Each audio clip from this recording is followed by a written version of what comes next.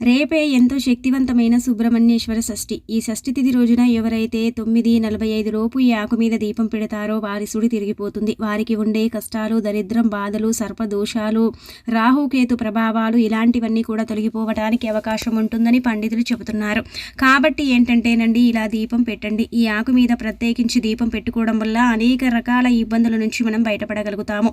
అనేక రకాలుగా కూడా మనకు కలిసి రావడానికి అవకాశం ఉంటుందని పండితులు చెబుతున్నారన్నమాట. కాబట్టి ఈ విధి విధానాన్ని ఖచ్చితంగా ఆచరించండి. ఈ ఆకు మీద దీపం పెట్టడం వల్ల మనకు ఉండే కొన్ని ఇబ్బందులు ఉంటూ ఉంటాయి కదా, అంటే రాహుకేతు ప్రభావాలతో పాటు సర్ప దోషాలతో మనం ఏంటంటే చాలా ఇబ్బంది పడిపోతూ ఉంటాము, సతమతం అవుతూ ఉంటాం కదా. అలాంటి వాళ్ళకి ఏంటంటే ఈ దీపం చాలా చక్కగా ఉపయోగపడుతుంది, చాలా మంచి రిజల్ట్ని తెచ్చిపెడుతుందని చెప్పొచ్చు. కాబట్టి ఇలా దీపారాధన చేయండి. నార్మల్గా ఏంటంటేనండి, సుబ్రహ్మణ్యేశ్వర స్వామి షష్ఠి మనకు సోమవారం తిథి రోజున వచ్చింది. ఇలా రావటం చాలా మంచిదని మనకు వేదాలు చెబుతున్నాయి. వేదాల ప్రకారం ఏంటంటే కనుక ఈరోజు ముఖ్యంగా ఉదయం పూట, అంటే ఉదయం 9:45 లోపే మనం ఈ ఆకు మీద దీపం పెట్టుకోవాలి. అలా కనుక పెట్టినట్టయితే మంచి రిజల్ట్ని అయితే మనం చూడగలుగుతాము. సర్ప దోషాల నుంచి మనకు విముక్తి కలుగుతుందన్నమాట. అలాగే కాకుండా పాములు పదే పదే మనకు కలలో కల్పించటం, సర్పాలు మన కలలోకి వస్తూ ఉంటాయి కదండి, అలాంటి వాటి నుంచి కూడా మనకు విముక్తి కలుగుతుంది. రాహుకేతు ప్రభావాల నుంచి, నవగ్రహాల అంటే ఇబ్బందుల నుంచి కూడా మనం బయటపడగలుగుతామని చెప్పుకోవచ్చు. కాబట్టి ఇలా ఆచరించండి. ఈ పరిహారం ఎలా చేయాలి, ఎలా చేస్తే ఎలాంటి శుభ ఫలితం వస్తుంది అనేది మనం పూర్తిగా తెలుసుకునే ముందు ఒక చిన్న రిక్వెస్ట్ అండి. వీడియోని వస్తే లైక్ చేయండి, వీడియోని పూర్తిగా చూడండి, అప్పుడే మీకు చక్కగా అర్థమవుతుంది. అలానే కాకుండా చాలా అద్భుతమైన ఫలితం కూడా వస్తుంది. తప్పనిసరిగా ఈ ఆకు మీద దీపం పెట్టండి. దీపం గురించి మనందరికీ తెలిసిందే. దీపం పెట్టుకోవడం వల్ల మన యొక్క అంటే శరీరంలో ఉత్తేజం అనేది నింపుకొస్తుంది. అలానే కాకుండా ఏంటంటే దీపం వెలిగించడం వల్ల చాలా అద్భుతమైన ఫలితం అనేది రావడం అనేది మనం చూస్తాము. దీపం పెట్టడం వల్ల కొన్ని రకాల ఇబ్బందుల నుంచి మనం బయటకు పడగలుగుతామని మనందరికీ తెలిసిందే కదా. అలాగే రేపు ప్రత్యేకించి పెట్టే దీపం ఏంటంటే గనక నవగ్రహాల అనుగ్రహం కలిగేలాగా చేస్తుంది దీపము. అలాగే కొన్ని సర్పాల నుంచి మనకు విముక్తి కలిగించి చక్కటి యోగాన్ని ప్రసాదిస్తుంది దీపము. అలాగే కాకుండా ఏంటంటే చక్కగా సుబ్రహ్మణ్యేశ్వర స్వామి యొక్క అనుగ్రహముతో వివాహం కాని వారికి, సంతానం లేని వారికి సౌభాగ్యం ప్రసాదించేలాగా కూడా ఉపయోగపడుతుంది దీపమని పురాణాలు చెబుతున్నాయి. కాబట్టి ఇలా తప్పకుండా ఆచరించండి. నార్మల్గా వచ్చేసి ఏంటంటే గనక సుబ్రహ్మణ్యేశ్వర స్వామి షష్ఠి తిథి రోజున ఏంటంటే చాలామంది కూడా అండి సంతానం కొరకు పూజలు చేస్తూ ఉంటారు. వివాహం కుదరని వారు ఈరోజు ప్రత్యేకించి పూజలు చేస్తూ ఉంటారు. ఈరోజు ఏంటంటే స్వామివారి కళ్యాణము నిర్వహిస్తూ ఉంటారు. అలానే కాకుండా సహస్రనామాలను చదువుతూ ఉంటారు.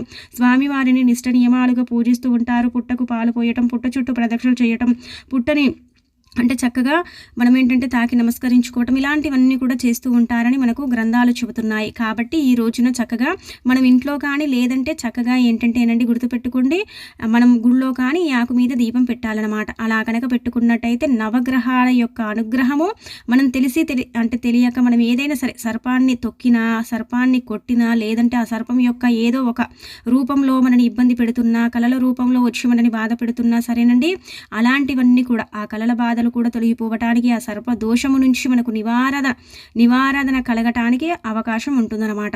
కాబట్టి ఈ ఆకు మీద దీపం ఖచ్చితంగా పెట్టండి. మనకు కావలసింది ఏంటంటే కనుక జిల్లెడు ఆకు కావాలి. జిల్లెడు ఆకు మీద దీపం పెట్టుకోవడం వల్ల సంతాన యోగం కలుగుతుంది, సర్ప దోషాల నివారణ కలుగుతుంది. అలానే కాకుండా చక్కటి యోగం ప్రాప్తిస్తుంది, గ్రహస్థితులు మెరుగుపడతాయి, జాతకం మారుతుంది, జీవితంలో ఉండే కొన్ని ఇబ్బందుల నుంచి కూడా మనం బయటికి రావడానికి ఈ దీపం అనేది ఉపయోగపడుతుందని మనకు పండితులు చెబుతున్నారు. కాబట్టి జిల్లెడు ఆకులు ఉంటాయి కదా, జిల్లెడు ఆకులను తెచ్చుకోండి. ఎలా తెచ్చుకోవాలనేది ఇప్పుడు మనం తెలుసుకుందామండి. మనం ఏంటంటేనండి నార్మల్గా మనకు జిల్లెడు ఆకులు నార్మల్గా దొరుకుతూ ఉంటాయి. మీరేంటంటే ఉదయాన్నే లేచి శుచిగా స్నాన కార్యక్రమాలు చేసుకోండి. ఇంటిని వాకిని శుభ్రం చేసుకొని చక్కగా ఏంటంటే నీళ్ళల్లో అంటే మనం చక్కగా కొన్ని వస్తువులను వేసుకొని స్నానం ఆచరించి చక్కగా ఉతికిన బట్టల్ని ధరించాలి. కొన్ని గుర్తుపెట్టుకోండి, వివాహం కుదరని వారు ఏంటంటే కనుక ఎరుపు రంగు దుస్తులను ఈరోజు ధరిస్తే చాలా మంచిది, వివాహం జరుగుతుంది. అలా కనుక దుస్తువులను ధరించి దీపారాధన చేస్తే మంచి యోగం ప్రాప్తించి చక్కగా వారి యొక్క అంటే జాతకంలో ఉండే దోషం పోయి వారికి వివాహం జరగటానికి అవకాశం ఉంటుంది. రెండవది వచ్చేసి ఏంటంటే కనుక సంతానం అంటే కలగని వారు, సంతానం కోసం ఎదురు చూసేవారు, సంతానం కోసం ప్రత్యేకించి పూజలు ఈరోజు చేస్తూ ఉంటారు కదా, అలాంటి వాళ్ళు ఏంటంటే కనుక ఎల్లో కలర్లో ఉండే దుస్తువులని ధరించాలి. ఇక నార్మల్గా అంటే కొన్ని జాతక సమస్యలు ఉన్నాయి, కొన్ని సర్ప దోషాలు ఉన్నాయి అనుకునేవారు గ్రీన్ కలర్ బట్టల్ని ధరిస్తే చాలా మంచిదని పండితులు చెబుతున్నారు. ఇలా కనుక దుస్తువులని ధరించి ఆ తర్వాత జిల్లెడు ఆకులని స్వీకరించాలి. జిల్లెడు ఆకులని స్వీకరించిన తర్వాత ఒక్క ఆకుని స్వీకరించకూడదు, 2 ఆకులను స్వీకరించి వాటిని నీటితో శుభ్రం చేసి కుంకుమ పసుపులతో బొట్టు పెట్టి ఆ తర్వాత మనం ఏంటంటే కనుక దానిపైన ప్రమిదను పెట్టి 2 ఒత్తులను ఒక ఒత్తిగా చేసి కూడా దీపం పెట్టవచ్చు. 4 ఒత్తులను కూడా మనము విడివిడిగా వేసి కూడా దీపారాధన చేయొచ్చు. అలా చేసేటప్పుడు ఏంటంటే ఆ యొక్క జిల్లెడు ఆకుల దగ్గర ఏంటంటే మనం గుర్తుపెట్టుకోండి, పుష్పాలను అలంకరించుకోవాలి. చామంతి తెలుపు రంగులో ఉండే పుష్పాలను ఈరోజు సుబ్రహ్మణ్యేశ్వర స్వామికి సమర్పిస్తే చాలా మంచిదన్నమాట. జీవితంలో ఉన్నత స్థాయికి వెళ్ళటానికి ఈ పువ్వులు మనకు ఉపయోగపడతాయని శాస్త్రాలు చెబుతున్నాయి. తెల్లటి పుష్పాలతో సుబ్రహ్మణ్యేశ్వర స్వామిని ఆరాధించిన పూజించిన చాలా అద్భుతమైన ఫలితం వస్తుంది. సంతాన సౌభాగ్యం కలుగుతుంది. జీవితంలో ఉండే కొన్ని దోషాల నుంచి విముక్తి కలగటానికి అవకాశం ఉంటుందన్నమాట. ఇలా ఆచరించండి. ఇలా ఆచరించేసి స్వామివారికి చక్కగా ఏంటంటే నవధాన్యాలు కొన్ని చల్లుకోండి. ఒకవేళ మీ దగ్గర ఉంటే నవధాన్యాలను కూడా చల్లేసి దీపం పెట్టవచ్చు.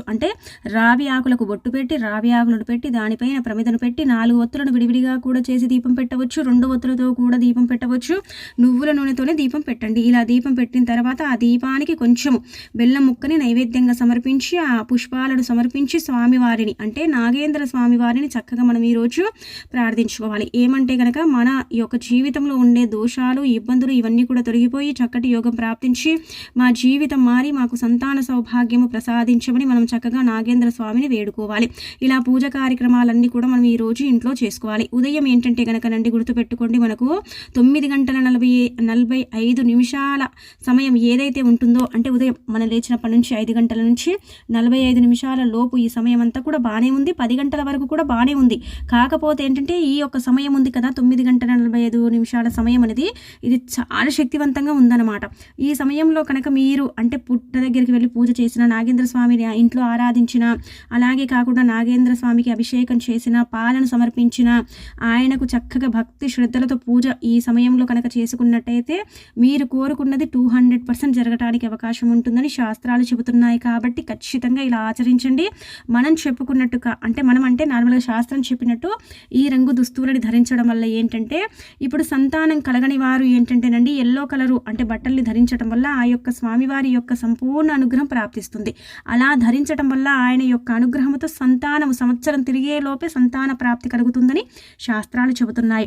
వివాహం కాని వారు ఎరుపు రంగు దుస్తువులని ధరిస్తే వివాహ యోగము ఖచ్చితంగా కలుగుతుంది. వివాహం కుదరకపోవడానికి ఏంటంటే కుజదోషం ఉన్నవారు, అలానే కాకుండా రాహుకేతు ప్రభావాలు అధికంగా ఉన్న వారికి వివాహం కొంచెం ఆలస్యంగా అవుతుంది కదా, అలాంటి వాటి నుంచి బయటపడడానికి ఉపయోగపడే పరిహారం అని చెప్పొచ్చు.